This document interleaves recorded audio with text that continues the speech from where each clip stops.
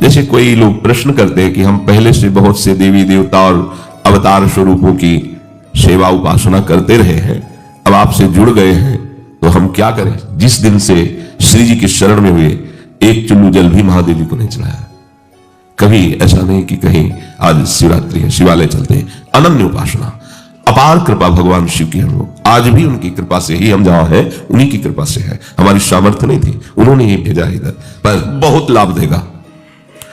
पर तुम हमें गुरु मानते हो? बोले हाँ। बोले आज से कसम है तुम्हारी, कल इसी समय तक एक बार भी इस नाम को मत जपना जो 18 वर्ष जपते रहे और कोई लाभ नहीं मिला। फिर तुम्हें हम ऐसा मंत्र देंगे कि लाभ ही लाभ मिल जाए। ये सब साक्षात प्रभु है। पहले पहले जब बिहारी जी को देखा, वो जो आनंद मिलता है ना, पहले बिहारी जी को देखा जैसे कोई, तो फिर वो माला और प्रसाद मिलता था ना, महाराज हम तो इतना प्रसाद हमको दे दिया करो। बिहारी जी से अंदर से कह रहे, सच्ची आपसे कहते, पीछे से पीठ में हाथ। अगर ये 10 बातें उपासक के जीवन में रही तो अपने आराध्य देव में वो गाढ़ भाव, कैसी भी बाहर से परिस्थिति हो, आराध्य देव से वो विमुख नहीं हो सकता। एक क्षण के लिए भी अपने आराध्य देव से वृत्ति नहीं हटेगी। पहला है सम्मान, अपने आराध्य देव का सम्मान। आराध्य देव का सम्मान तो प्राय सभी करते हैं, जो भी उपासक होते हैं, पर यहां एक संकेत है, आराध्य देव के समकक्ष किसी को भी न विराजमान करना। ध्यान रखना, अपने आराध्य देव के बराबर ना हमारे हृदय में किसी का स्थान हो और ना हमारे सिंहासन में किसी का स्थान हो। यही हमारी अनन्य उपासना है। आचार्य, गुरुदेव, आराध्य देव एक ही है। जिन आचार्य की कृपा से गुरुदेव मिले, गुरुदेव की कृपा से आचार्य प्रदत्त उपासना मंत्र मिली, उन आराध्य देव के समान किसी को नहीं समझना। भाव पुष्ट करने के लिए आराध्य देव में अपनी सर्वश्रेष्ठता का भाव होना चाहिए। हमारे प्रिया प्रीतम से बढ़कर के कोई नहीं है। ये हृदय में बात हो और आचरण में भी बात हो आपके। जैसे कोई लोग प्रश्न करते हैं कि हम पहले से बहुत से देवी देवता और अवतार स्वरूपों की सेवा उपासना करते रहे हैं, अब आपसे जुड़ गए हैं, तो हम क्या करें। तो समझो, पहले जो आपकी उपासना थी उसका फल मिला, आचार्य परंपरा में हमारा प्रवेश हुआ, शरणागति हुई। अब हमको धीरे धीरे अपनी मनोवृत्ति अपने आराध्य देव में समर्पित कर देना है। हमारी श्री जी के समीप लालजू विराजमान है, लालजू श्री जी की सेवा में नित्य विराजमान सहचरी आचार्य और गुरुदेव, बस इसके सिवा नहीं। आचार्य गुरुदेव ने जो नाम दिया है, जो रूप दिया है, वही हमारे उपास्य देव, बस ये हमारी आराधना का फल हुआ। आप लोग सोच सकते हैं कि आपको हमेशा कह रहे हैं, पर नहीं, हमारे जीवन में भी था। जब हम 4-5 में ही पढ़ते थे तो 10-20 चालीसा पढ़ते होंगे। हनुमान चालीसा, हनुमान बाण, शिव चालीसा, दुर्गा चालीसा, ये इतनी चालीसा लेके सुबह नहा धो के मंदिर था, वहां बैठा घंटा 1.5 घंटा चालीसा ऐसे पढ़ते। रामचरितमानस तो हमारा आहार ही था। श्रीमद् भागवत प्राण थे। इन्हीं सबकी कृपा से छोटी अवस्था में वैराग्य हुआ कि जीवन का लक्ष्य भगवत प्राप्ति है। ऐसा परमाणु माहौल था भक्ति का, जिससे ऐसे संस्कार आए। उपास्य देव बने भगवान शंकर और जगदम्बा, और ऐसी अनन्यता उन्हीं के द्वारा दी गई कि ना तो हमारे हृदय में और कुछ किसी के प्रति, ना बाहर व्यवहार में, चाहे जितना बढ़िया मंदिर और शोभा हो, सीधे विश्वनाथ जी बस, शंकर जी की बस अनन्य उपासना। उस उपासना का फल मिला। उपास्य देव ने हमें वृंदावन दिया, महारानी जी के चरणों की शरणागति दी। अब जिस दिन से श्री जी की शरण में हुए, एक चुल्लू जल भी महादेव जी को नहीं चढ़ाया।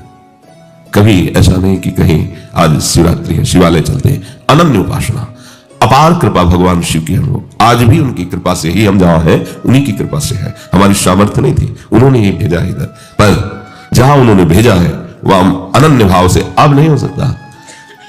धाम, नाम, रूप, लीला जो हमें दिया गया, अब आजीवन। गुरुदेव ने जब विरक्त भेष दिया तो काशाय वस्त्र हटाकर नीचे सफेद मार के ऊपर पीला। महाराज जी भी पीला ही ओढ़ते थे। इसके बाद आजीवन के लिए वही पोशाक, उनकी हम होड़ थोड़ी करनी है, हमें जो मिला है आजीवन उसका निर्वाह करना है। महापुरुष जन क्या करते हैं ये हमें नहीं देखना, वो क्या कहा है, कैसे चलना है, हमें वैसे चलना है। हमारे गुरुदेव के द्वारा दिए गए आराध्य देव मंत्र और उपासना के समान त्रिभुवन में कुछ नहीं। ये हर उपासक के हृदय में हो जाना चाहिए। प्रभु का सम्मान, अपने आराध्य देव का सम्मान।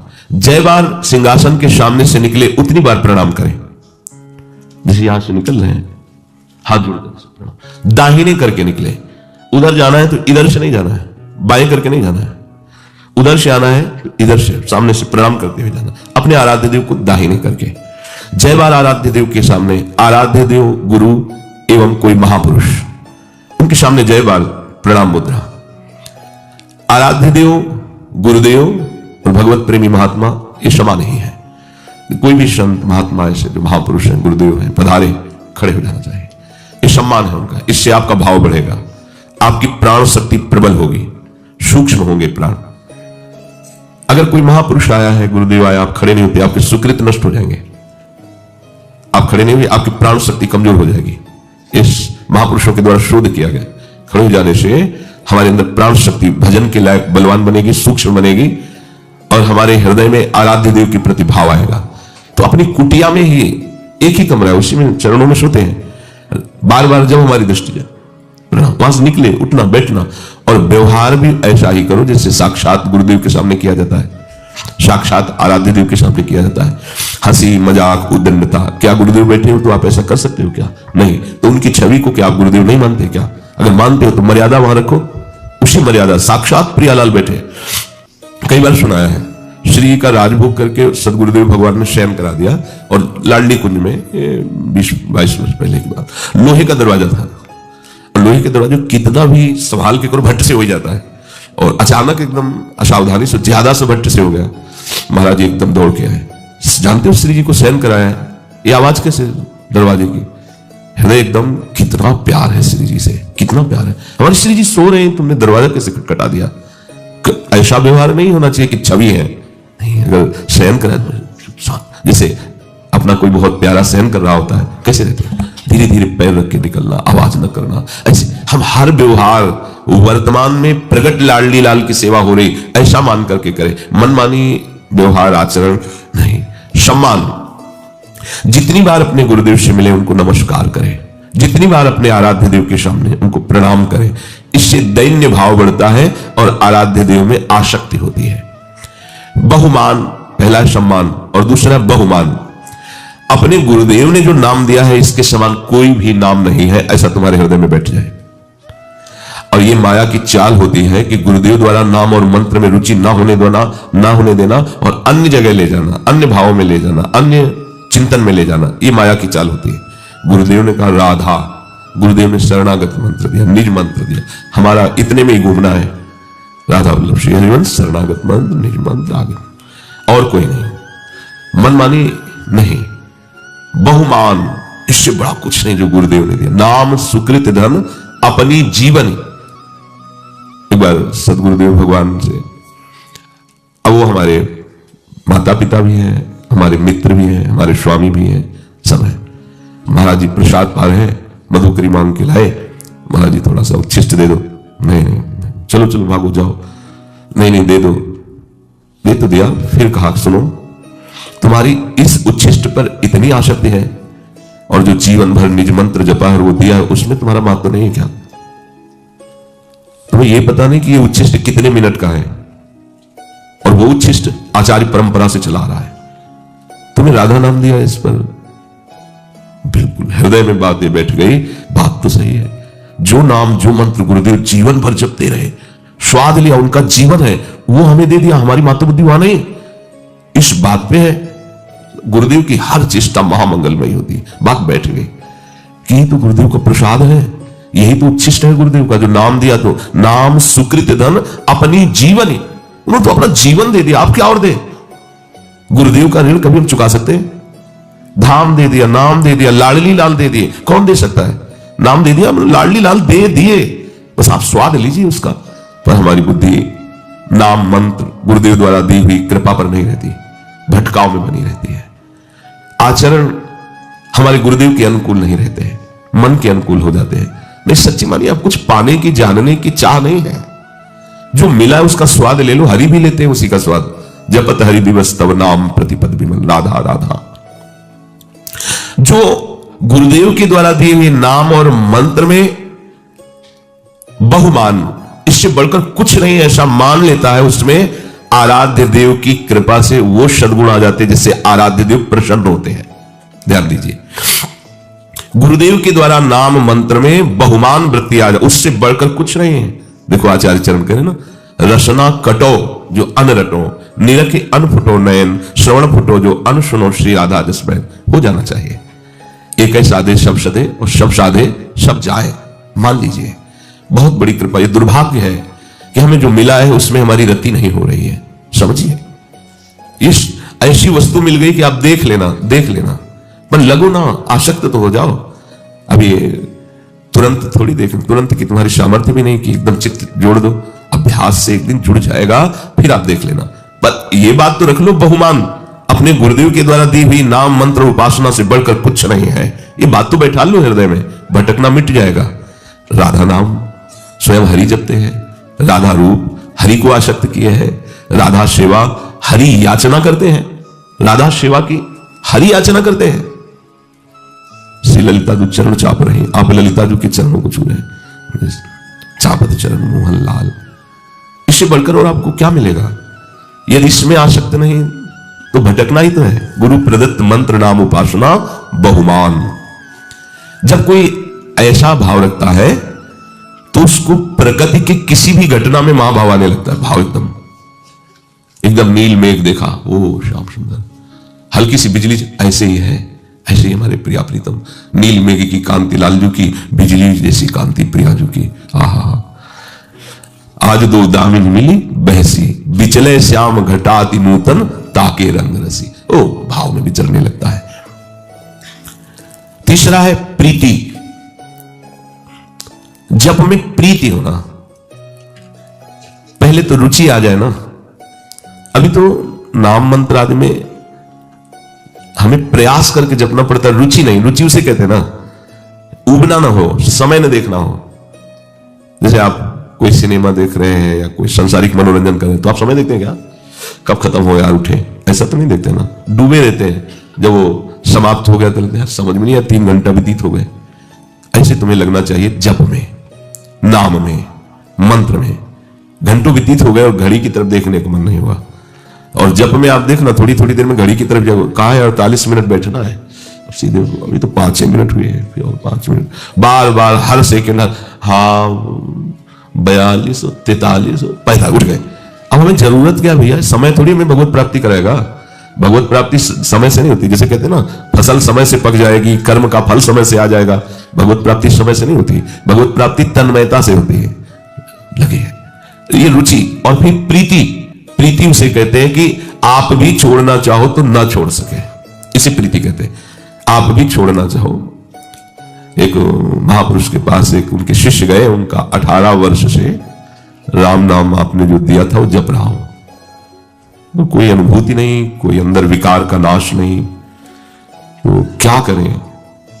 बहुत प्रवीण महापुरुष थे। उनका दूसरा मंत्र तुम्हें दे देंगे कल, बहुत लाभ देगा, पर तुम हमें गुरु मानते हो? बोले हाँ। बोले आज से कसम है तुम्हारी, कल इसी समय तक एक बार भी इस नाम को मत जपना जो 18 वर्ष से जपते रहे और कोई लाभ नहीं मिला। फिर तुम्हें हम ऐसा मंत्र देंगे कि लाभ ही लाभ मिल जाएगा। जी, प्रणाम किया, निकले। अब 18 वर्ष का अभ्यास और गुरु की कसम तो छा गया नाम। जितना वो ना करते उतना दिमाग में, नेत्रों में, हृदय में। अभी बाहर ही निकले आश्रम की और चिल्ला कर रोने लगे। लौट के आए, क्या हुआ? बोले गुरुदेव आपकी कसम टूट गई। यहां से निकलते नाम छा रहा, हाथ जोड़ के कहते जी नहीं सकते इस नाम के। बोले जाओ, यही हम देखना चाहते थे, मिल गया तुम्हें। ठाकुर जी की कृपा से तुम्हें अनुभव में नहीं आ रहा है कि अहंकार न हो जाए, तुम्हें नाम में रुचि पैदा हो गई है, नाम में प्रीति पैदा हो गई। अब आगे जो होगा खुद देख लोगे। समझिए इस बात को। आपको जिससे लगता है हमें क्या मिला, अगर आपको कसम खवा दी जाए तो क्या आप रुक पाओगे? इतना हमें बताओ।